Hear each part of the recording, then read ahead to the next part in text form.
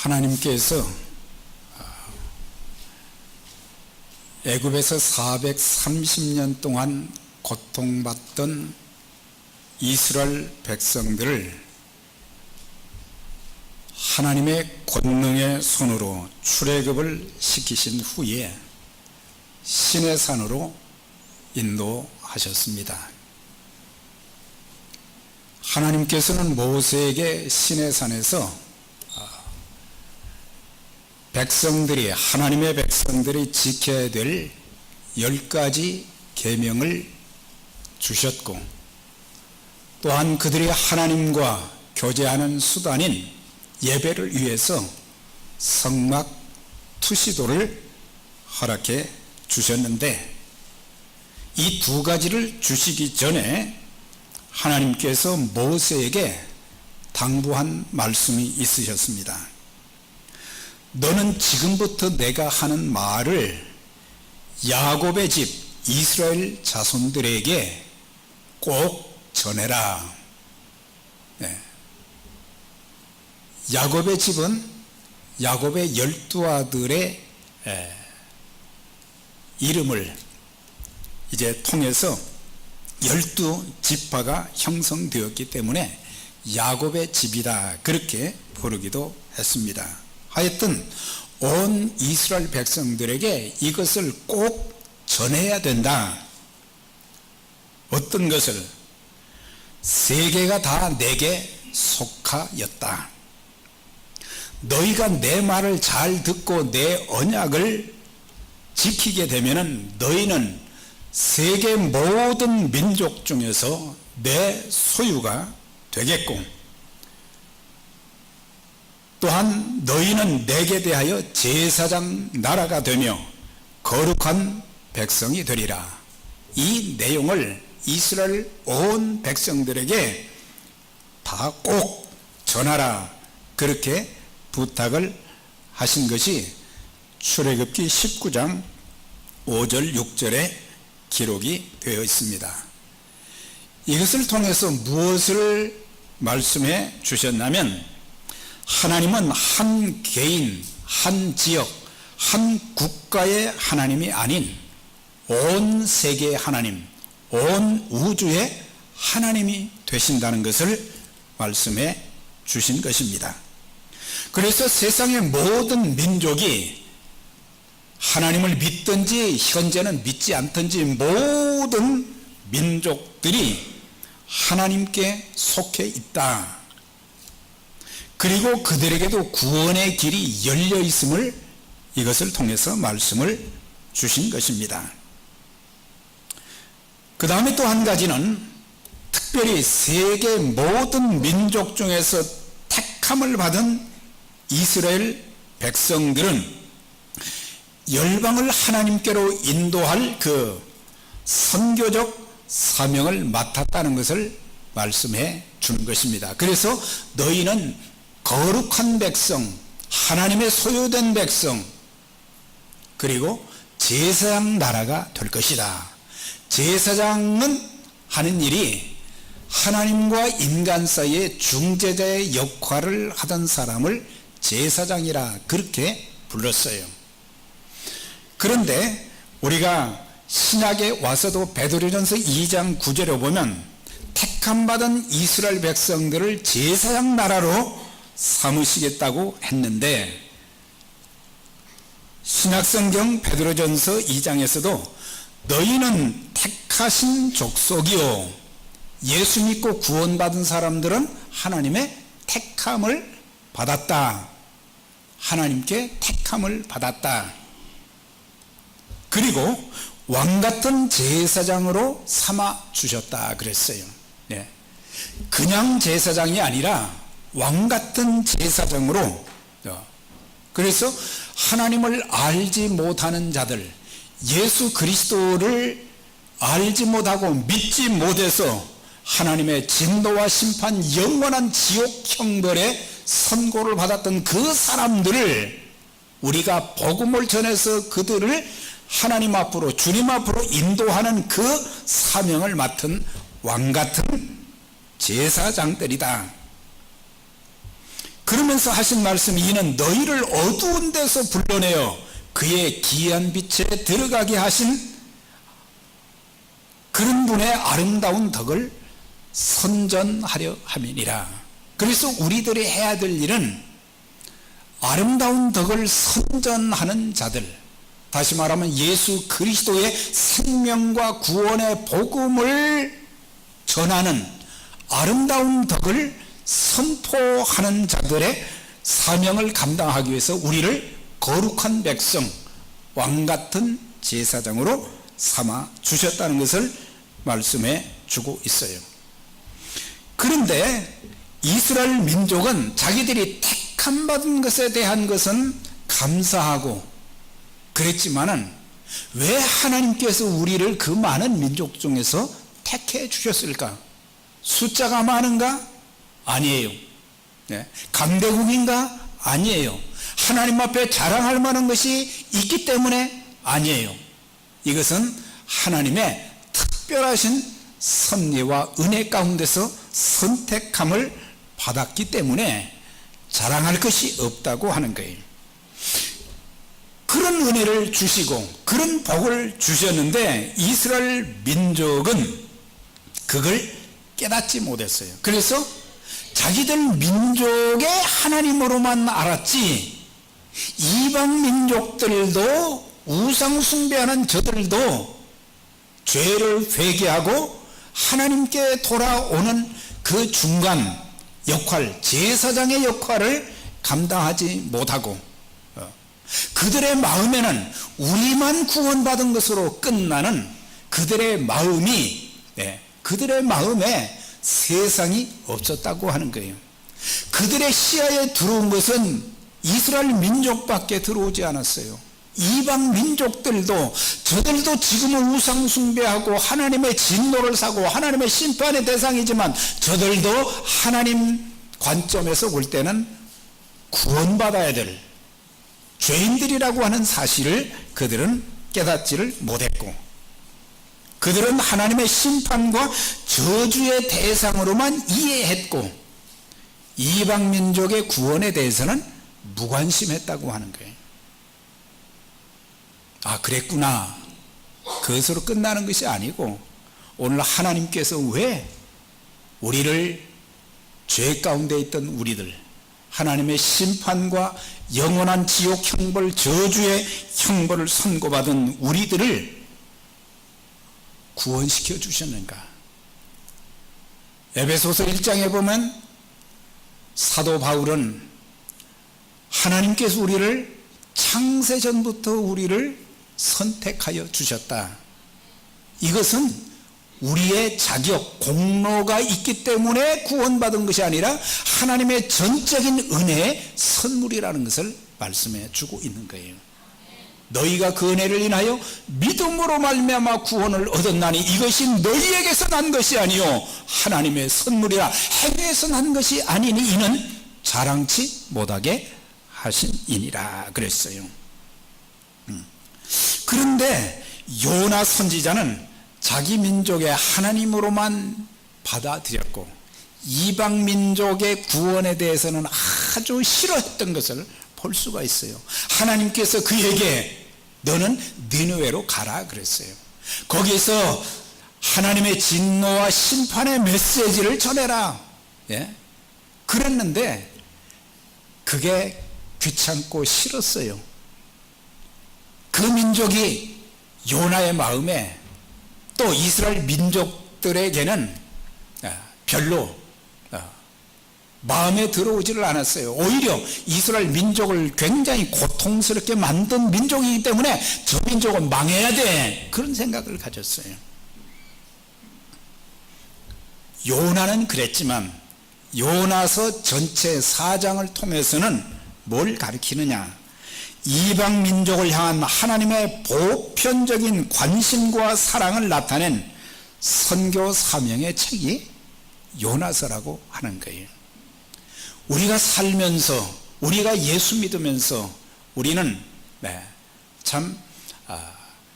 내가 구원받고 내가 은혜받고 내가 축복받는 것에는 관심을 많이 두고 있지만은 다른 영혼을 구원하는 일, 지옥 갈 영혼들을 주님께로 인도하는 그 일에는 참 무관심할 때가 많다고 하는 거예요. 나만 구원받았으면 그것으로 끝이지. 그래서 다른 사람들을 돌아보지 못하고 무관심한 것. 그래서 요나서는 만인 구원이라는 하나님께서 인류 구원의 계획을 보여주시는 그런 내용이 요나서의 말씀이라고 하는 거예요. 하나님께서 니느웨에 있는 사장에 보면 좌우를 분별하지 못하는 12만 명이 있었다 그랬어요. 그러니까 어린아이부터 또한 어른까지 합해서 거기에 그 성에 12만 명이 살았다고 하는 거예요. 그런데 12만 명이 죄로 인해서 심판받아서 그 성이 멸망하게 되었고 그 성에 살고 있는 사람들이 다 죽게 되었단 말이에요. 그래서 요나를 부르신 거예요. 너는 가서 그들에게 하나님의 진노와 심판의 메시지를 선포하라. 요나는 그게 싫었어요. 가고 싶지 않았어요. 어떻게 할까 궁리하다가 그는 니느웨로 가는 배를 타는 것이 아니고 다시스로 가는 배를 탔다 그랬어요. 다시스로 가는 배를 타다가 문제가 생겼어요. 그게 4절에 나와 있는 말씀처럼 여기서 큰 바람이라고 그러는데 이런 번역보다는 그냥 옛날 번역 태풍, 태풍을 만나게 되었단 말이에요.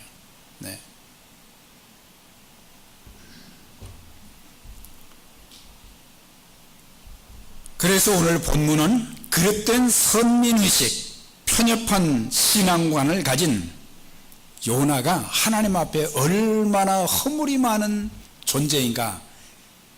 부르기는 선지자로 불리움을 받았지만은 그의 마음이 굉장히 좁았다는 것을 알게 되어지고, 그리고 하나님 말씀에는 목숨 걸고 순종해야 되는데 순종하기는커녕 하나님의 얼굴을 피해서 하나님이 자기 있는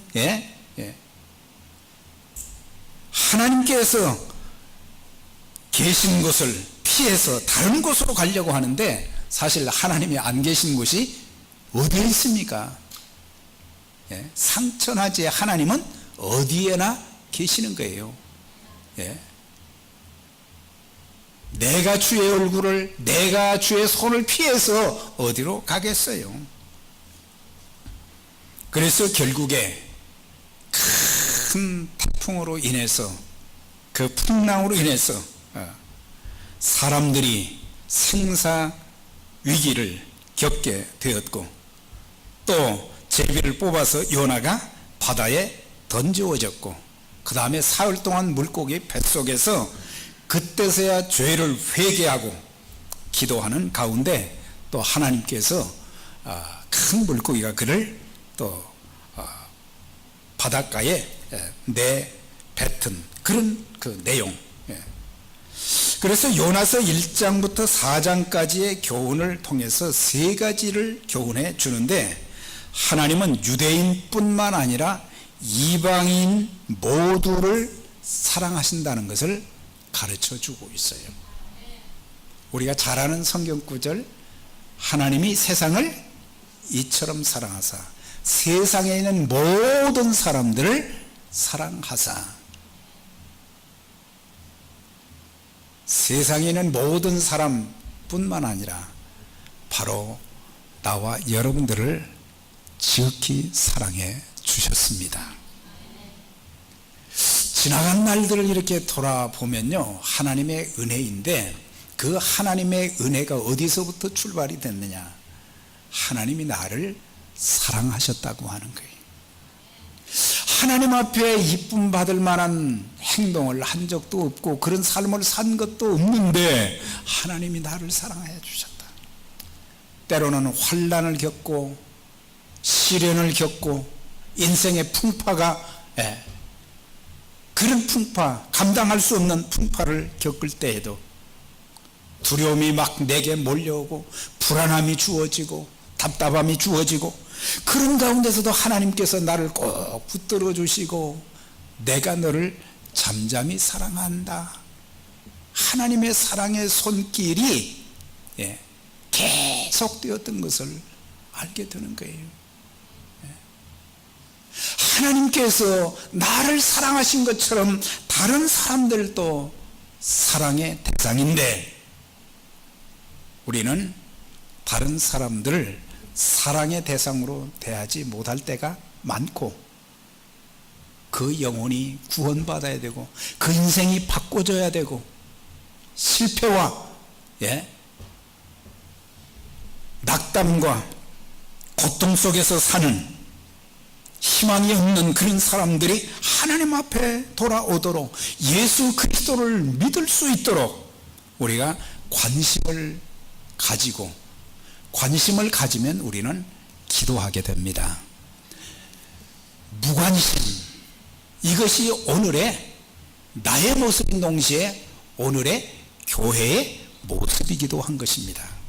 뒤에 나오지만 배 선장이 배 탄 그 많은 사람들이 이제 배가 뒤집혀서 죽을 위기에 있을 때 각자 신의 이름을 부르면서 막 기도를 하는 거예요. 그런 기도 쓸 때는 없지만은 배 밑창에 내려와 보니까 한 사람이 쿨쿨 잠을 자고 있는 거예요. 그 사람들은 자기들의 신의 이름을 부르면서 그렇게 애원하며 기도하는데 하나님의 사람은 거기에서 하나님의 도움을 구하는 기도를 하기는커녕 자기가 불순종해서 그 많은 사람들이 고통당하고 죽게 생겼는데 잠을 자고 있어요. 자는 자요 어찌미뇨 그랬어요. 오늘 하나님의 사람들이 잠을 자고 있다. 하나님의 교회가 잠을 자고 있다. 저를 포함해서 목사가 자장가를 불러주고 있다. 그래서 자는 자들을 깨워야 되는데 오히려 더 잠을 잘 자게 만드는 자장가를 불러준다 이거예요. 하나님은 유대인이나 이방인이나 모든 사람 다 사랑의 대상이다. 또 한 가지는 구원받은 하나님의 자녀들에게 주어진 책무는 모든 민족에게 복음을 전할 사명이 있다고 하는 거예요. 이것을 깨달은 사람들은 1700년대, 1800년대 아프리카로도 갔어요. 인도로도 갔어요. 버마로도 갔어요. 중국으로도 갔어요. 한국으로도 갔어요. 이걸 깨닫지 못하기 때문에 우리는 하나님께서는 끊임없이 요나에게 말씀하신 것처럼 가라고 말씀하시는데 우리는 가지 않는 우리의 모습, 저의 모습. 그래서 교회는 구원받은 사람들의 공동체이기 때문에 교회가 해야 될 첫 번째 사명이 뭐냐? 복음을 전하는 일이다. 오늘 여기 계신 여러분들, 예수 그리스도를 구세주와 주님으로 내 마음에 받아들였을 때에 그 순간 성령이 우리 가운데 들어오시고 성령께서 우리 마음에 좌정하여 계신 것을 믿으십니까? 성령님이 내 안에 계신 것은 오직 성령이 너희에게 임하시면 그 다음에 너희가 권능을 받아야 된다. 성령 충만함과 능력을 받아야 된다. 오늘 그리스도인들이 성령 충만하지 않다는 거예요. 성령 충만한 하나님의 능력으로 무장된 믿음의 가족들이 다 되시기를 바랍니다. 성령 충만해야 하나님의 일에 관심을 갖게 되는 거예요. 성령 충만하지 않으면 하나님의 일에도 교회에도 관심이 없어요. 영혼 구원하는 일에도 관심이 없어요. 나 그냥 예배 드리고 가면 된다. 이런 생각을 갖게 되는 거예요. 또 한 가지는 나 한 사람의 중요성을 가르쳐 주고 있습니다. 나 한 사람이 순종하면 그 제목을 다루는데, 나 한 사람이, 요나 한 사람이 불순종하게 되면 니느웨의 12만 명이 전부 멸망하게 된단 말이에요. 그런데 그가 나중에 고통을 겪고 나서 하나님이 그를 끝까지 추적하시니까는 결국에 니느웨로 가서, 니느웨가 얼마나 성이 큰지 3일 길이라 그랬거든요. 그런데 하루 다니면서 말이죠, 40일 안에 너희들이 회개하지 않으면은 이 성이 멸망한다, 그걸 전했는데 왕으로부터 시작해서 모든 어린아이들까지 전부 회개하는 역사가 일어나고, 그래서 그 성이 건진받고 12만 명이 죽임을 당하지 않는, 그들이 하나님 앞에 돌아오는 역사가 있게 된 것은 한 사람의 순종을 통해서 있게 되었다는 사실이에요.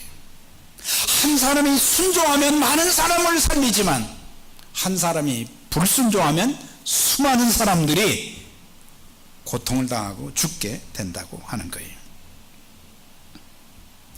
성경에 나타난 한 사람의 중요성, 그걸 몇 군데를 이렇게 찾아보니까, 예레미야서 5장 1절에 보니까 너희는 예루살렘 거리로 다니면서 그 넓은 거리에서 찾아보고 알라. 너희가 만일 공의를 행하며 진리를 행하는 사람을 한 사람이라도 찾으면 내가 이 성을 사하리라, 그렇게 말씀했어요.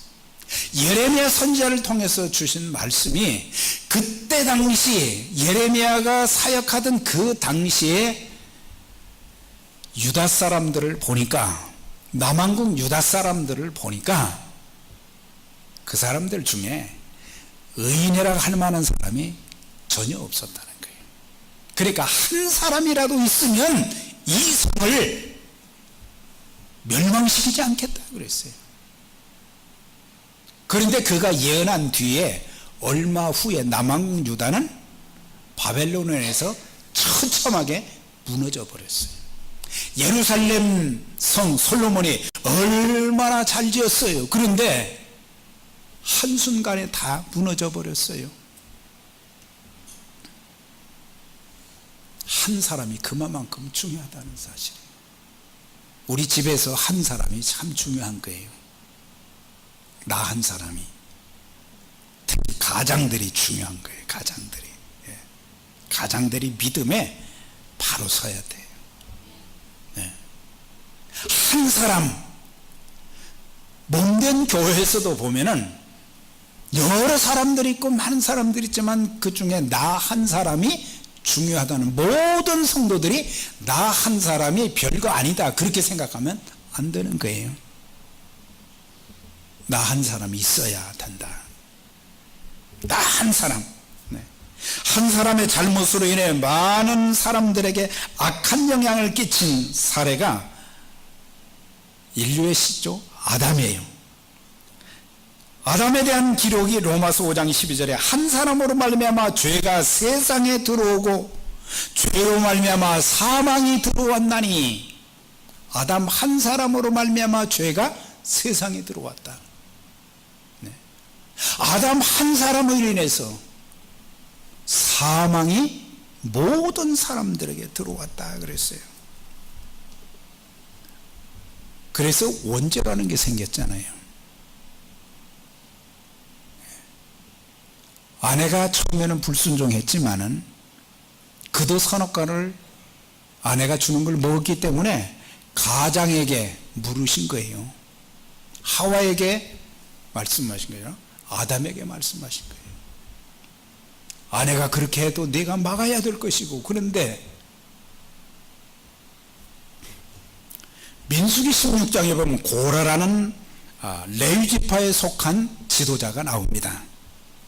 이 사람이 이제 이스라엘 백성들을 광야에서 이끌어가는 모세의 리더십을 이렇게 보면서 사람들이 모세를 참 이렇게 칭송하고 높이는 그것을 보면서 시기심이 생겼어요.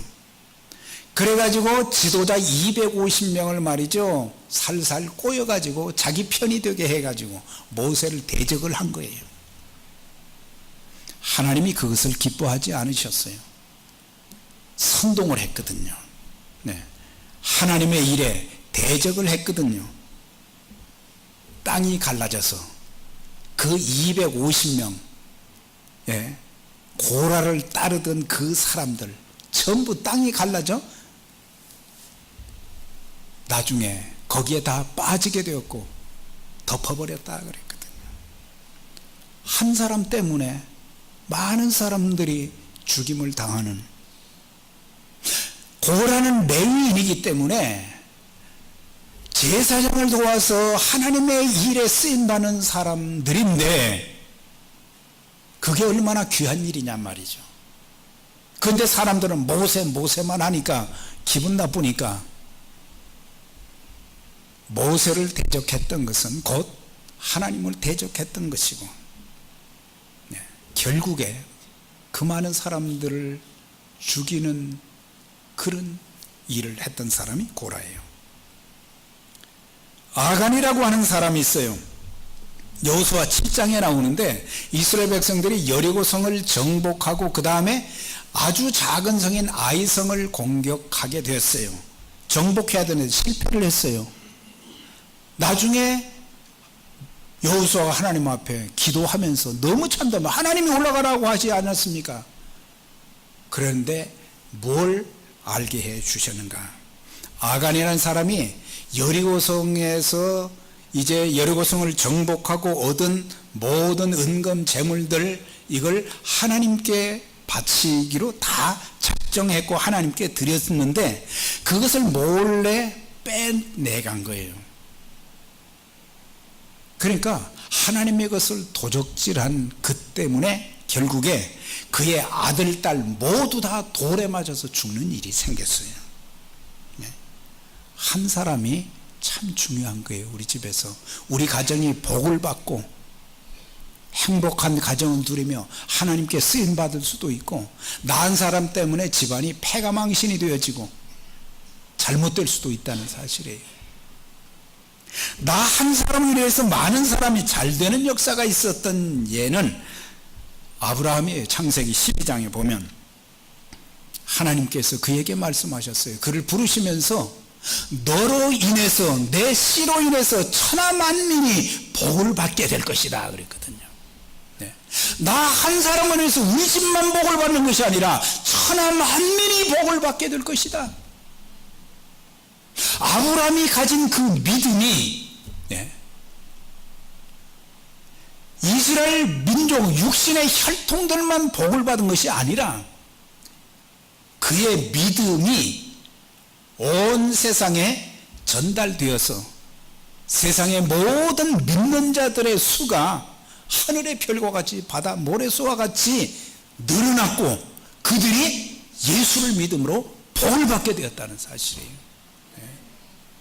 여러분들, 나 한 사람 때문에 우리 집안이, 나 한 사람 때문에 우리 교회가 복을 받고 하나님 앞에 귀하게 쓰임받아야 되고, 하나님이 이렇게 은혜 주셨습니다. 그 믿음이 너무 귀한 거예요. 네. 로마서 5장에 보면은 예수 그리스도 한 분이 하나님께 순종함으로 많은 사람들이 구원을 받아 의인이 되었고 영생의 복을 누리게 되었다는 사실이에요. 예수님 한 분 때문에, 아담 한 사람 때문에는, 예, 죄가 세상에 들어오고 그들에게 사망이 임하였지만은 예수 그리스도 한 분이 믿음으로 하나님 말씀에 순종하는 가운데 많은 사람을 구원으로 천국으로 인도하는 그 놀라운 일을 허락해 주신, 영생의 복을 누리게 해 주신 그 주님, 예수님이 없었다면 우리 어떻게 되었을까? 사도행전 27장에 보면 바울이 복음을 전하다가 감옥에 갇혔다가 그 다음에 로마 황제에게 말이죠, 재판을 받게 되어서 끌려 묶여서 로마로 가게 되었는데 그 배에 탄 사람들이 276명이라고 그랬어요. 그런데 유라굴로라고 하는 광풍, 태풍을 만나게 되어서 배가 이제 가라앉게 되었어요. 그러니까 사람들이 자기들의 모든 짐들을 전부 바다에 던져서 배를 가볍게 했어요. 그런데도 태풍이 너무 심해가지고 이제 배가 뒤집혀서 276명이 다 죽게 생겼어요. 그런 고통 중에 있을 때 밤에 바울이 하나님 앞에 기도하는데 바울에게 이런 말씀을 주셨어요. 내가 너희를 권하노니 이제는 안심하라. 너희 중 아무도 생명에는 손상이 없으리라. 너와 항해하는 자를 다 내게 주셨느니라고 하나님이 내게 말씀하셨습니다. 그러니까 태풍이 불어도 안심하라는 거예요. 왜? 바울이 거기서 죽으면 복음이 안전해지잖아요. 네. 그러니까 바울 한 사람 때문에, 믿는 한 사람 때문에 그 배에 탄 모든 사람들까지 몽땅 다 생명의 손상 없이 다 건짐을 받게 된 것. 하나님이 내게 말씀하셨습니다. 여러분들 생명에는 걱정이 없습니다. 네. 나 한 사람 때문에 많은 사람들이 살고, 나 한 사람 때문에 많은 사람들이 구원받고, 예? 참 제가 예수님을 말이죠, 처음 영접했을 때 그렇게 기쁠 수가 없더라고. 여러분도 그러셨죠? 네. 예수님 만나고 나니까 교회를 다녔는데 10년 동안 예수님 영접을 안 했어요. 그냥 참석만 했어요. 그런데 어느 날 성령께서 제게 말이죠, 분명하게 깨닫게 하시고, 듣는 말씀을 통해서 깨닫게 하시면서 예수님을 구세주와 주님으로 영접하고 너무너무 기뻤어요. 너무 감격해서 막 눈물을 흘리기 시작했어요. 나 같은 죄인을 이렇게 사랑하셨구나. 그리스도께서 십자가를 지셨구나. 그리스도께서 이제 십자가를 지시되 양손과 양발에 못 박히시고 가시면류관을 쓰시고 옆구리에 창에 찔리시고 물과 피를 다 흘리시고 생명을 주심으로 내가 구원받을 수 있게 되었구나. 이것을 깨닫고 나니까 너무 감격스러운 거예요. 그런데 교회 생활을 오래 하다 보면 이 기쁨, 이 감격이 다 사라져버리고 그냥 멀뚱멀뚱해요. 네. 이 감격이 다시 회복되시기를 주의 이름으로 축원합니다. 감사해서 너무 기뻐서 그냥 교회만 가면은, 밖에 학교에만 가면은 막 싱글벙글해요. 싱글벙글. 네. 얼굴에 웃음이 꽉 가득 찬 거예요. 네. 뭐 때문에 그렇게 집안일이 그렇게 집안에 즐거운 일이 많아? 아니에요. 집안에 즐거운 일이 하나도 없었어요. 근데 예수님이 내 마음을 지배하시고 내 영혼을 구원해 주셔서 함께 하시고, 그렇기 때문에 늘 즐거운 거예요. 즐거운 마음으로 신앙생활하고 즐거운 마음으로 섬기고 그랬더니 하나님께서 많은 은혜를 주셨어요. 삭개오가 그렇게 기뻤다고 그랬잖아요. 간수가 그렇게 기뻤다고 그랬잖아요. 자기 온 가족들이 예수 믿고 말이죠, 침례를 받으니까 너무 기뻐해서 온 집안이 다 기뻐했다 그랬어요. 이 기쁨이 내게만 있는 게 아니고 여러분들 개인, 더 나아가서 여러분들 가정에도 그런 기쁨, 감격이 넘치시기를 주의 이름으로 축원합니다. 예. 요나에게만 하나님의 소명, 부르심이 뭐예요? 여호와의 말씀이 아미떼 아들 요나에게 임하니라. 너는 일어나 저 큰 성읍 니느웨로 가서 그것을 향하여 외치라. 그 악독이 내 앞에 성달되었음이니라 그랬어요. 하나님께서 그를 부르셨어요. 이제는 니네웨 가서 그 12만 명을 구원하는 그 일을 위해서 내가 가서 하나님 말씀을 선포해라 그랬어요.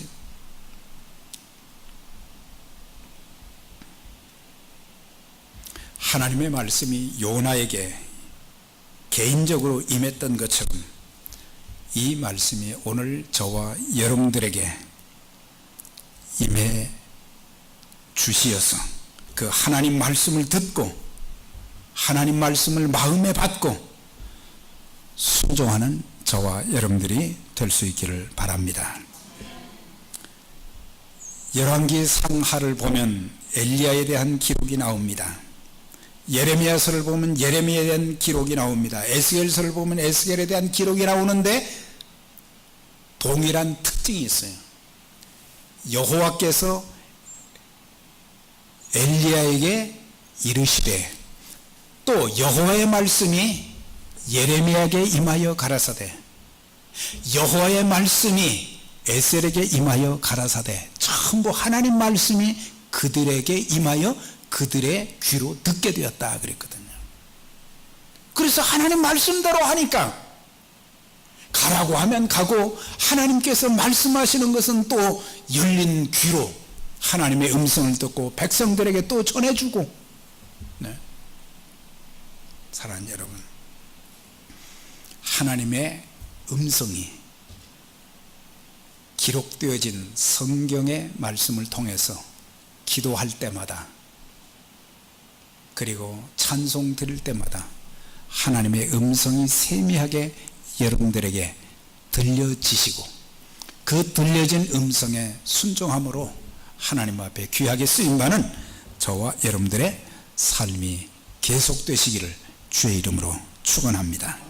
네. 그래서 하나님의 관심은 이스라엘만이 아니라 전 세계에 있어요. 우리 이 관심을 회복시키게 하는 내용이 요나서예요. 우리 모두 이제 우리의 시야가 넓어지고 우리의 마음이 넓어지고 그리고 나만 구원받는 것이 아니라 우리 온 가족들, 아직도 여러분들 가족들 중에 자녀들이나 부모님들 중에 아직도 예수님을 믿지 않으신다면 나를 통해서 예수님 믿는 역사, 구원받는 역사가 있기를 바랍니다. 우리 교회가 교회의 사명을 다시 회복해서 하나님의 영광을 우리 교회를 통해서 다시 회복해야 되겠습니다. 문제는 요나라고 그랬어요. 요나는 뭐예요? 요는 나다. 내가 순종하면 역사가 일어나고 내가 불순종하면 역사가 안 일어나고 파괴만 일어나요. 저와 여러분들에게 하나님께서 요나를 부르신 것처럼 우리를 부르시는 그 음성을 듣고 불순종하지 말고 순종하여 많은 사람을 살리는 일에 귀하게 쓰임받는 믿음의 가족들이 되시기를, 우리 교회가 되시기를 주의 이름으로 축원합니다. 전능하신 하나님 아버지 감사합니다. 오늘도 우리에게 주신 말씀 가슴에 새기면서 하나님께서 계속 우리를 사명을 주시면서 부르시는데 귀를 막고 마음을 닫고 불순종하는 일이 없게 하여 주시옵소서.